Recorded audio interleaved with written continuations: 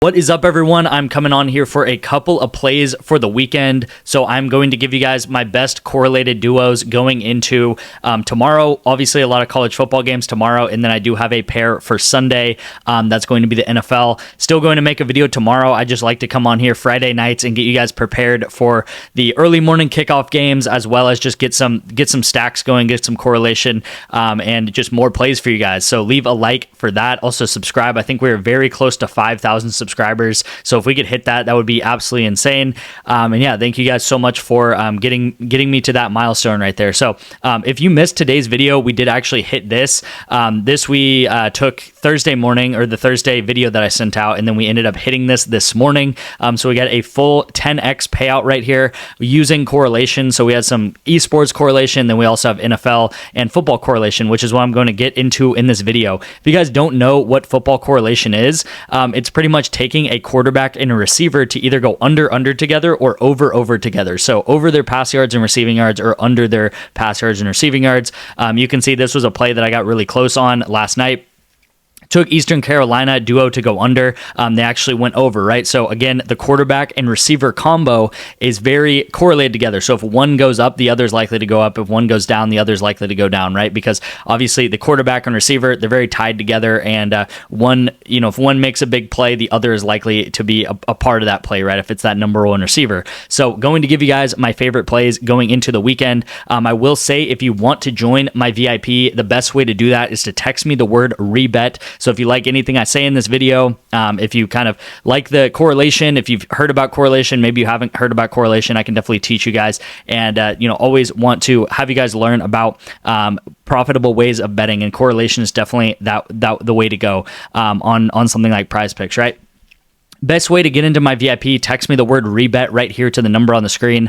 I will get you guys signed up for rebet with my code. Actually, it's a link. I'll send it to you. It's really easy. You just put $10 into the app. Send me a screenshot you did that, and I will get you guys 2 free months of my VIP. So rebet is legal in 47 out of 50 states, and you can do money lines. You can do spreads and stuff like that. I personally live in Texas, which traditional sports books are not legal in. That's why I use PrizePicks, and rebet is legal in Texas. I will say we are having trouble with some Android. So if you are not an iPhone user, what I'm actually going to do is you can open, I'm opening this up to Parlay Play as well. So you can use Parlay Play and just text me the word parlay, and I will get you guys the same exact thing. I'll just get you guys signed up for another app called Parlay Play. So a lot of ways to get my VIP free for you. Again, this will be 2 free months to use Parlay Play, sorry. And yeah, this will help you guys out for the time being till I figure out the Android situation. And yeah, also I wanted to let you guys know there's a link in the description that pretty much has all of the apps you guys can sign up for. So just text me. My number is right here again. And if you text me and you like any of these apps or want to sign up for any of these apps using my code, you can use that link, or just text me first if you guys run into any confusion. All right, so let's get into PrizePicks right here. And I do have, I'm going to have 2 plays for you guys in today's video, and I'm just going to kind of walk through it on PrizePicks, be pretty casual, just kind of talk about what I'm thinking, and have a lot of duos that are kind of new duos, or some duos that maybe we haven't gone back to in a while, but this actually does not apply to this duo. This is probably the only duo that you guys maybe haven't heard about or have heard about recently, because this duo I did take last week. Garrett Nussmeier ended up actually going just below this line because they had a really bad game against Alabama. It's being really slow right now, so I'm probably not going to be able to show you guys like the last 5 games and stuff. Just know that LSU is extremely good at passing the ball, and what they do is they live and die by the pass. I say this in like every Friday night video because I always take this duo. This duo I think is always takeable. Kyron Lacy and Garrett Nussmeier to go over and over together, okay?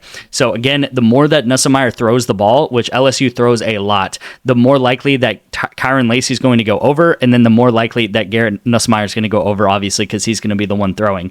You can see even this game versus Bama, which if you guys watched it last week, they played really bad. LSU had a really bad game, and he still ended up going over this line by about 2 yards.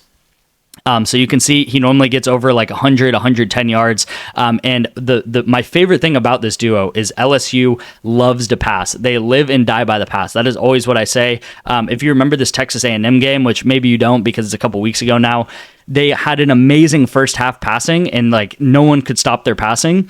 And then A&M ended up stopping the pass, and what they did is they just came back and started passing more. Like they literally rammed their heads into a wall with passing until it doesn't work, and if it stops working, then they lose. But they keep passing the ball, so that's why I really like this duo here. Again, very correlated. If Nussmeier throws for like 350 yards or 320 yards, it's very likely that Lacey's going to go over. All right, so next combo, I'm going to make 4 mans, right? So this isn't the first play yet. This is the first half of that first play. We are going to take Quinn Ewers under, and then we're going to go, let me just type in Texas right here, and hopefully these pop up. Yeah, so we're going to go Quinn Ewers under pass yards, and you can see, hopefully this loads in time, but if I ended up taking a tight end, if I took a receiver or anything like that, you're going to see that it takes, actually, it's limiting us to just an 8x, okay? So it's payout shifting us down to 8x. This is not the play. Don't take Gunnar Helm under. I am actually going to go to Jaden Blue, okay? So you can see Jaden Blue is a running back on Texas. They have 2 running backs. They have Trey Wisner down here, Trey Wisner, and then they have Jaden Blue, okay? Because Jaden Blue is a running back, that means that they're actually giving us a 9x payout, okay? So they're giving us a 9x down here just because he's a running back, and he is a pass-catching running back, but I do think this line is too high. The thing about Texas is I think they're going to get up early in this game and not have to pass the ball anymore. They're one of those teams, they can do everything. They can pass the ball, they can run the ball, they can run the clock out. There's always a very big, not very big, but also, there's always there's a chance that if they do get up ahead in a game, they're going to put Arch Manning in for the fourth quarter, okay? So if Quinn Ewers isn't even in the game for the fourth quarter, and a lot of times with Arch Manning, they'll put in backup running backs and stuff like that, then obviously Quinn Ewers, that's going to take a lot away from his pass yards, right? If some other quarterback is in the game, right? We saw that with the Florida game, right? I think Florida and Arkansas, pretty similar, honestly, talent-wise. I think maybe Florida's a little bit worse because they had a lot of injuries, but I don't think Texas is going to have too much of a problem with Arkansas tomorrow, knock on wood, but if they don't have much of a problem, I think Quinn Ewers, yeah, he might get 220, 250 yards, but I don't think he's going to get anywhere close to 300 yards. All right, so going to lock this in, going to put my unit on it, yeah, lock that in. That is the first play of the day. Again, we got Nussmeier, we got Lacey, we got Ewers under, and then let me go back. We got Nussmeier over, Lacey over, Ewers under, and then Jaden Blue under as well, right? So we got 2 guys to go over, 2 guys to go under, and very correlated together, right? All right, so then the second play today is going to actually, the first half is going to be college football, and then the second half is going to be NFL, okay? So what we're going to do is we're going to go to UNLV, and I haven't taken this duo in a while. Maybe it loads. Yeah, I haven't taken this duo in a while, but this was one of my favorite duos about 3-4 weeks ago. They actually started taking their lines off the board, and this is the first week I've seen their lines back on the board in a while.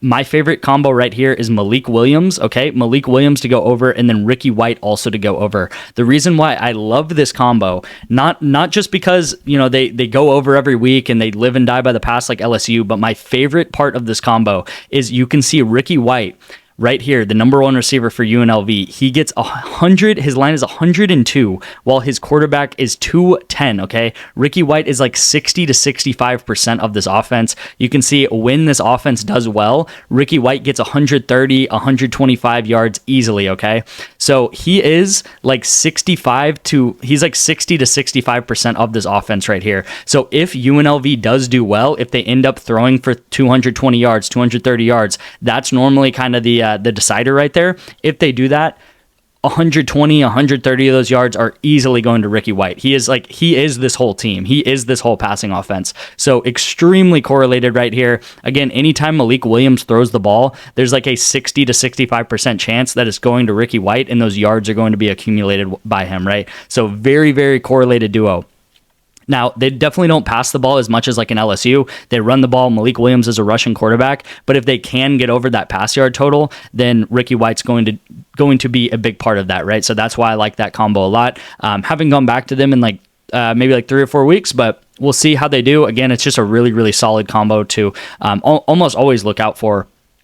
Now I'm going to go over to the NFL. Again, football is football. It doesn't matter if it's college, if it's NFL, these things still apply. You could even bet on Canadian football and these things would still apply, right? Quarterback, receiver, they're very correlated together. So what we're going to do is we're actually going to go Sam Darnold under pass yards, and then we're going to use that same principle taking, I got to go to Vikings, taking the running back, right? So we saw how in the Texas duo, I couldn't take the tight end. I can just show you guys again. But if I go ahead and take like a Jordan Addison under or something like that, wow, his line's really low. I'm just noticing that. But anyway, it's going to be 8x. Hopefully this loads. I don't know why PrizePicks can't fix their app, but it would be 8x if I took Jordan Addison. So what I'm going to do is I'm going to go down to Aaron Jones. Where is he?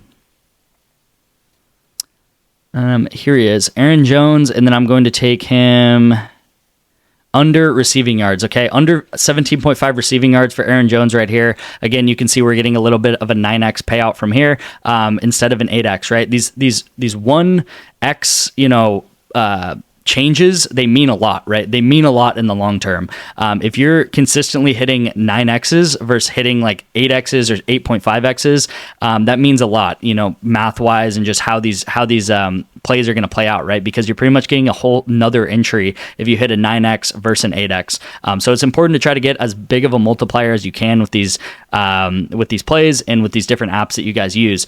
So again, Sam Darnold, Aaron Jones, I'm taking them under. I think the Vikings are going to dominate the Titans. Also, the Titans have Will Levis starting. I think we all know Will Levis is not very good. He throws a lot of interceptions. He fumbles the ball. He throws pick sixes. So, for example, if Will Levis throws a pick six, that's going to be one drive or one touchdown that the Vikings don't have to put on the board, right? The Vikings offense don't have to put on the board. So I think the Vikings are going to have a really easy time with this game. I think they're going to be winning this game, and Sam Darnold is not going to have to pass a lot to win this game. I think he's going to be able to just kind of play how he normally plays. He might get in like that low 200 range, maybe the high 100 range, but I don't think he's going to have to really be passing a lot to beat this team. I think the Titans are going to have a lot of self-inflicted wounds, throw some interceptions, get some, good field position for Sam Darnold where he only has to throw maybe 20, 30 yards to score a touchdown. And again, the higher a team is going to score, or the more they're winning, the less they're going to have to pass, right? So as we all know, football, the more that you're winning in the game, the less you're going to pass later in the game because you're just going to run the clock out, right? I will also say the Titans, number one pass defense in the whole NFL, okay? Number one pass defense is the Titans. The only real quarterback that could break them was Josh Allen. I think that was like maybe 3 or 4 weeks ago.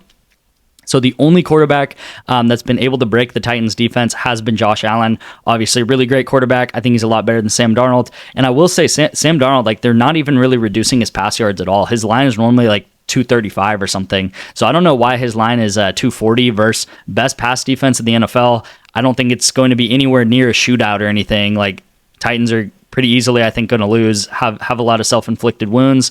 And then the Vikings are just easily going to be able to win the game without passing and just run the ball, right? Only thing I'm really concerned about is Aaron Jones. Anytime in this game, he could get an 18-yard pass, right? That does happen, but we'll get a 9x for it by taking that little bit of risk. Okay, so here's the second play. Malik Williams, Ricky White, and then to go over pass yards, receiving yards, and then we got Sam Darnold to go less pass yards, Aaron Jones to go less receiving yards. I'm going to lock this in. Again, this is another 9x right here. And yeah, you guys, so that is going to be the last play. Again, I'm going to come on tomorrow morning, give you guys a play for probably one of the night games, and follow for more. Again, join that VIP with just texting me the word rebet or texting me parlay if you have an Android phone. Thank you guys so much for watching. I will see you tomorrow morning bright and early for some more college football plays.